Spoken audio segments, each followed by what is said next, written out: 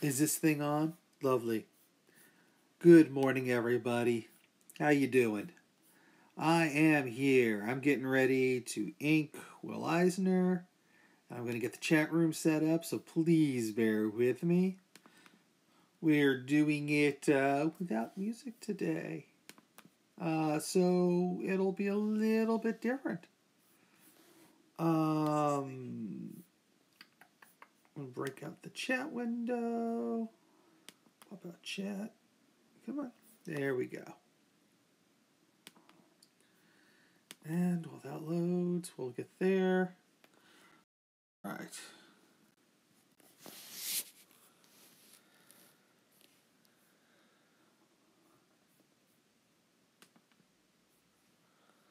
Move this window to this side of the screen because then it's easier for me to see. There we go. All right, so we're drawing Will Eisner.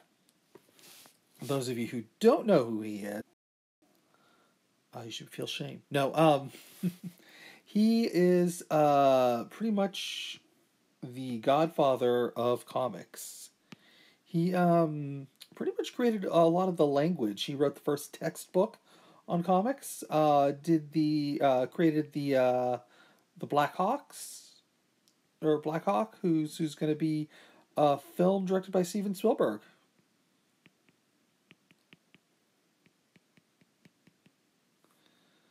Which is super cool.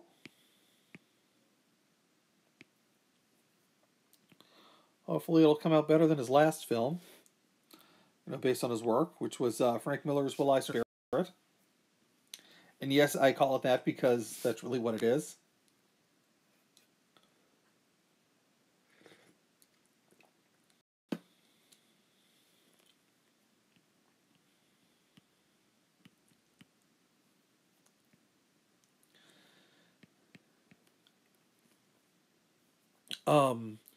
Will Eisner did a lot of important stuff. Like I said, he was involved with a lot of important, character creations. He ran a studio with the Iger Eisner studio, which was kind of important because they broke in a lot of great talent. What they would do is they would actually make comics for publishers. So like these publishers would want to buy comics, and they didn't have staffs for themselves, so they would hire like the Iger Eisner studio to do work for them.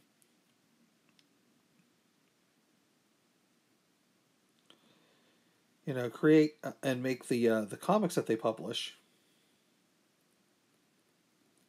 based on whatever their editorial control was. It was a bit of a gold rush, you could say, back then, the way comics were. So a lot of these publishers were kind of rushing in because they can see they can make money.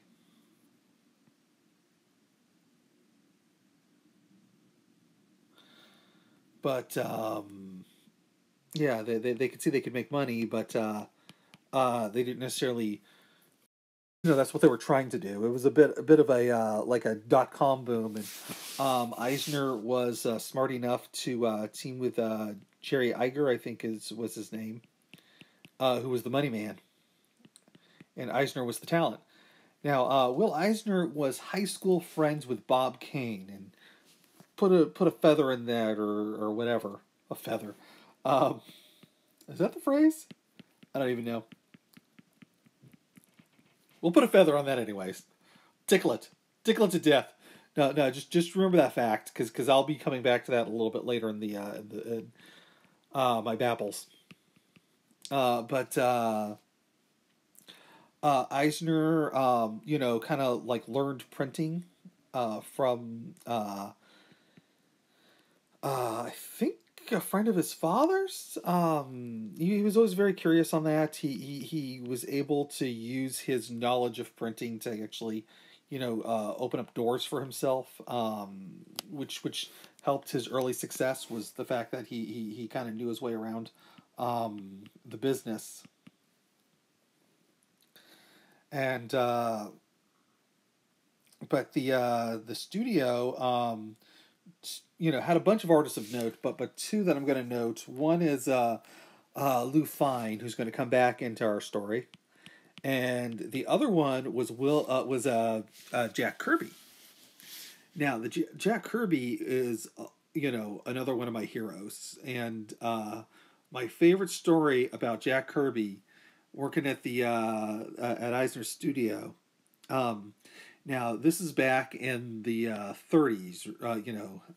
Remember, so.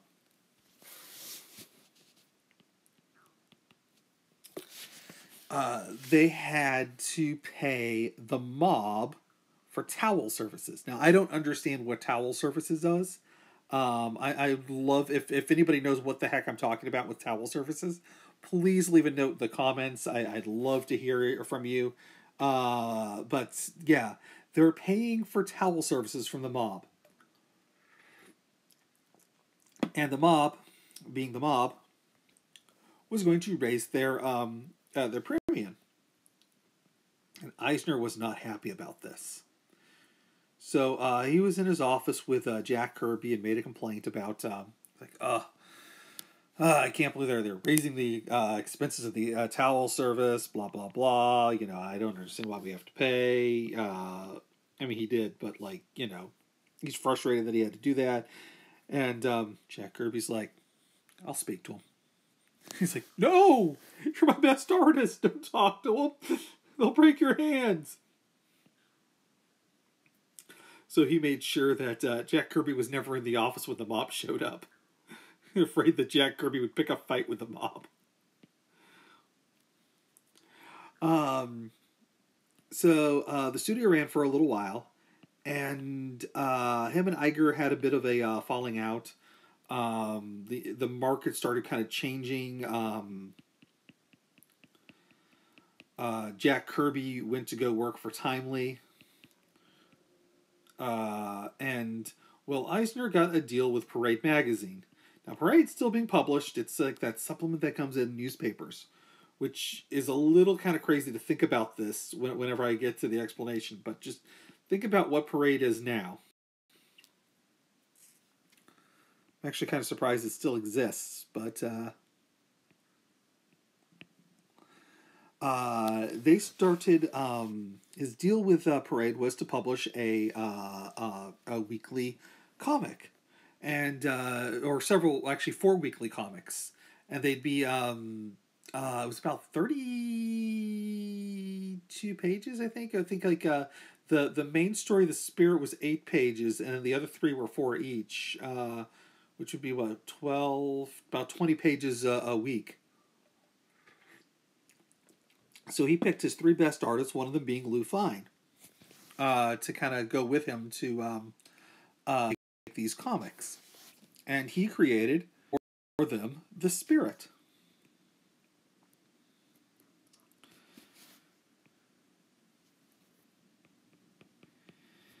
And if you want to see an actually almost good version of The Spirit, I'm not going to say it's great, but there was actually a made-for-TV 80s version with the guy who played Flash Gordon from the movie with the Epic Queen soundtrack as The Spirit. That's probably the best movie. I'm not saying it's good, but you should definitely check it out. Sam Jones is his name. It captures some of Will Eisner's thing, but it's also very, very, very 80s at the same time.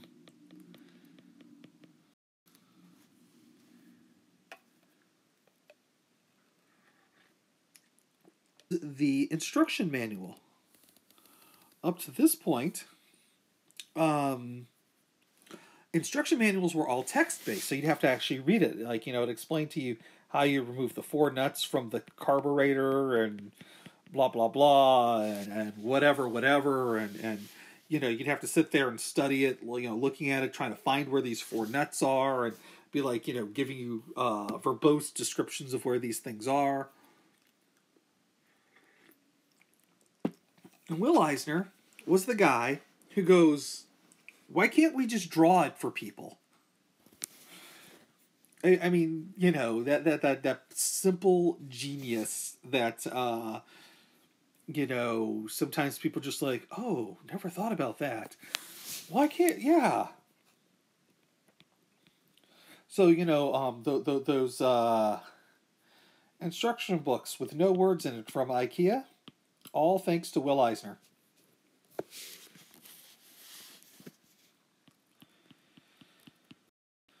While he was also in the double pay, but he actually served in the front lines, and a lot of his war comics were actually based on a lot of real people. So, um, uh, the Howling Commandos are literally Jack Kirby's old team, and he was the scout, which is why there's a lot of scouts in Jack Kirby's comics later.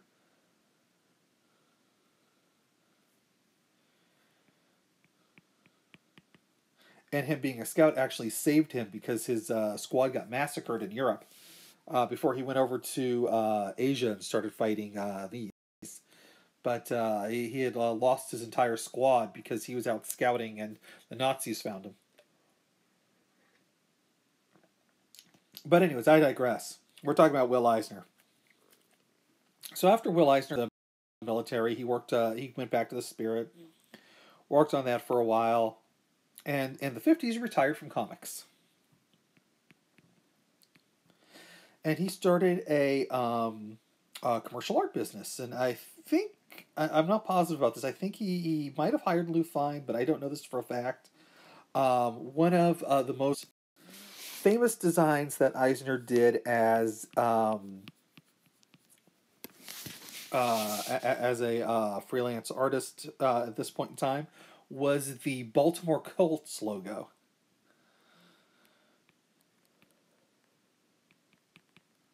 So if you're a football fan or you know any football fans out there,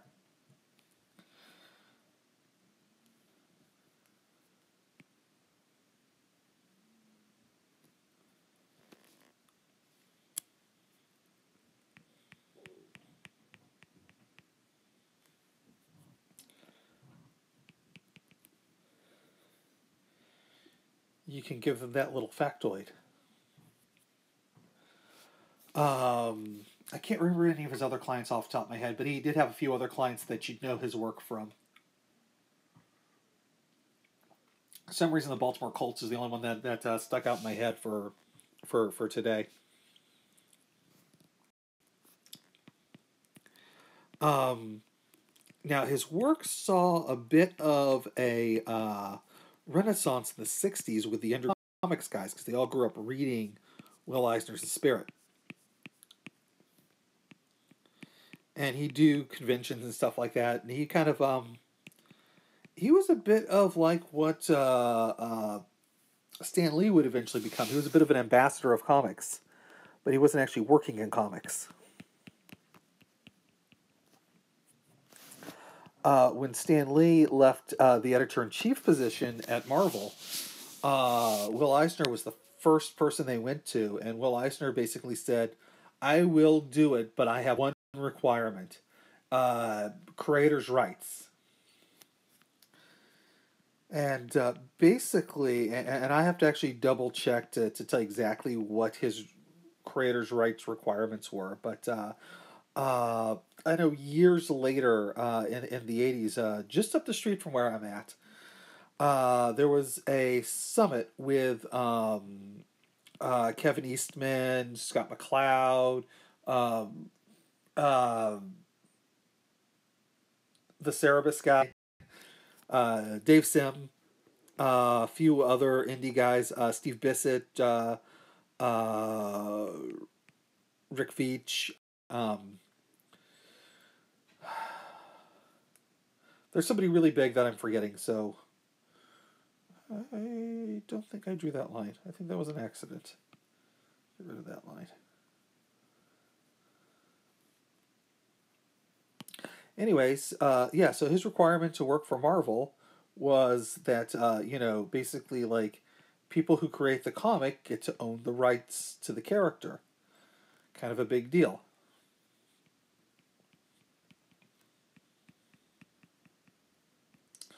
And Marvel's owner, which was still at the time, I believe, Marty Goodwin, which was Stan Lee's uncle. They were like, no.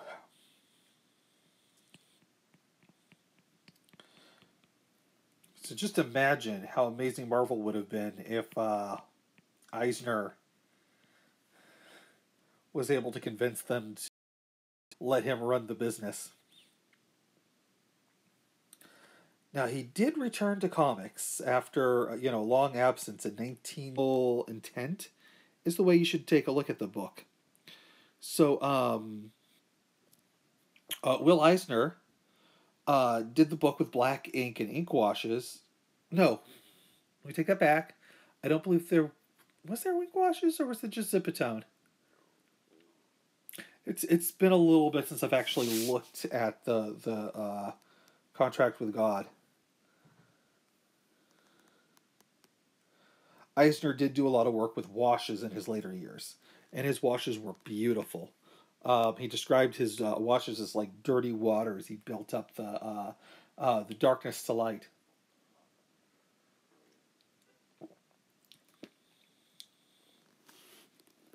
So,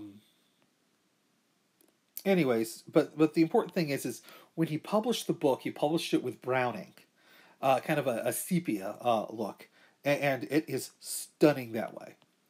Now, several years ago, DC Comics started publishing, reprints of Contract with God, but they did it black and white, and was furious about that. Um, Imagine if Eisner was around, he would have been furious too. But I digress. So if you ever are looking for a copy, make sure you are getting not the DC reprints with the black and white, but find the versions with the sepia printings because that's how it's supposed to look.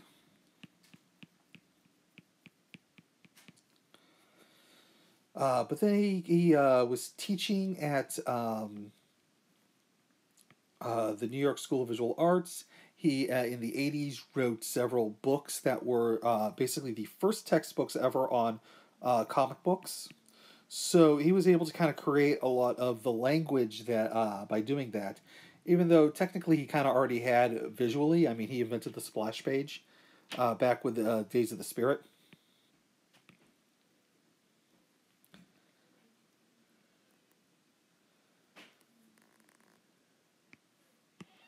And his splash pages were incredible. Absolutely. Um, to this day, I mean, like I don't know. I can't think of anybody working today that's doing those splash pages like he did back then.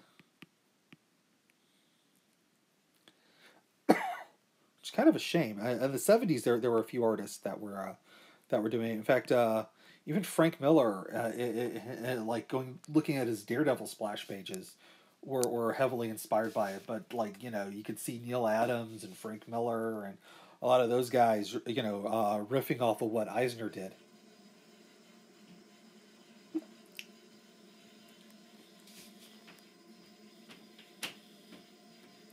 Now, this brings me to when I met Will Eisner.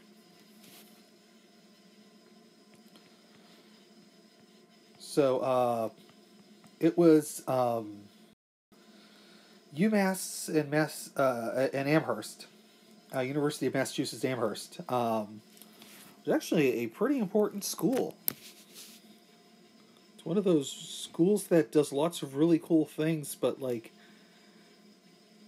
people don't always think of. Like it debunked this right wing study that they kept, Republicans kept pointing to that was entirely based around an Excel error. There we go. Eisner would like this. So, anyways, yeah, UMass was doing a a 20th anniversary party, not party, um, conference. That's what I'm looking for to discuss, the graphic novel. And Will Eisner was their big guest. I mean, who else are you going to get, right? And first night there was this big party. James O'Barr was there, but I did not meet him because I was hanging out at the bar. You'd think, you think,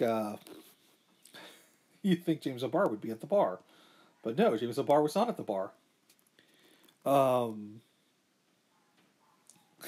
I'm sorry, I'm just abusing myself. Anyways, there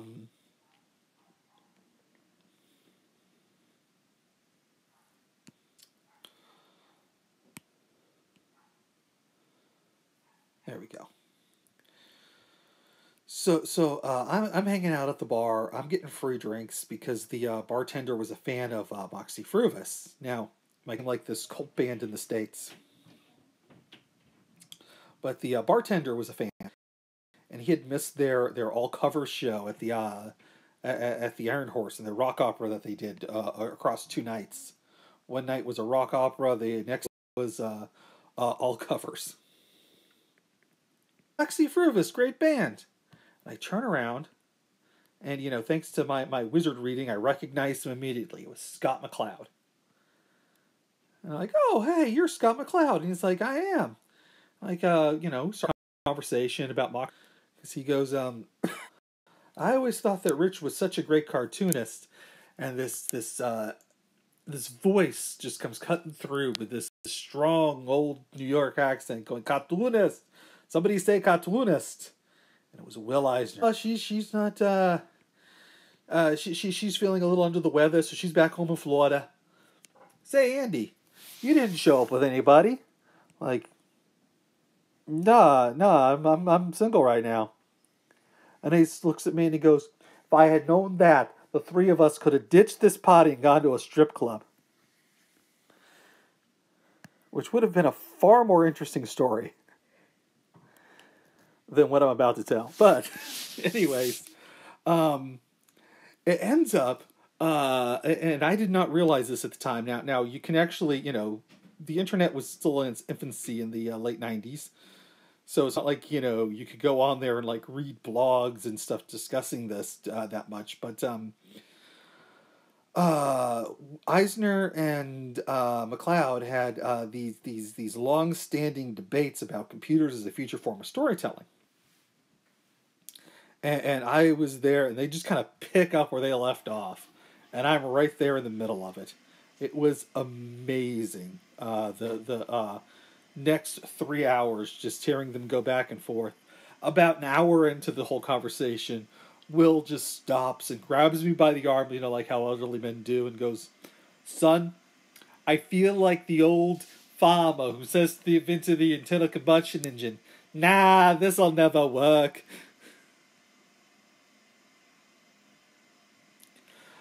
We shut the place down. They actually had to throw us out. And that was how I met Will Eisner. Sadly, though, the next day, Bob Kane had passed away. And I don't know if I was the first person to tell him, but I was the only person at the conference at the time. Because remember, this is early '98, so not like these things get around that quickly. But I was telling like people that Bob Kane had passed away, and I did not realize that Will Eisner and Bob Kane used to go.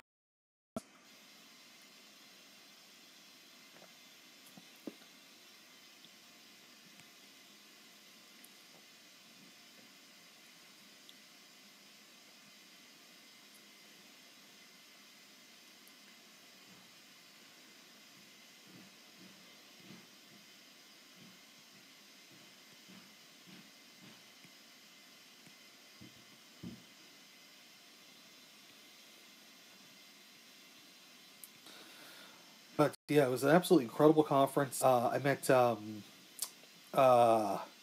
so many incredible people that weekend. So much great stuff actually came out of that weekend.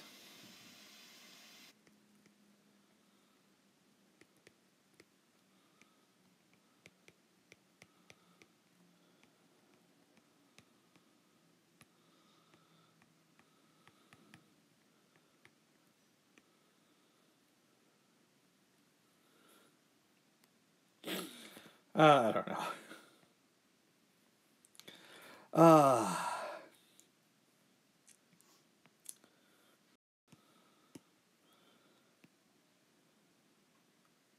yeah, Eisner had done quadruple bypass heart surgery. I know Neil Gaiman posted on his blog the following day that Will Eisner seemed healthy and in good spirits. Unfortunately, he passed away the next day due to complications from the surgery.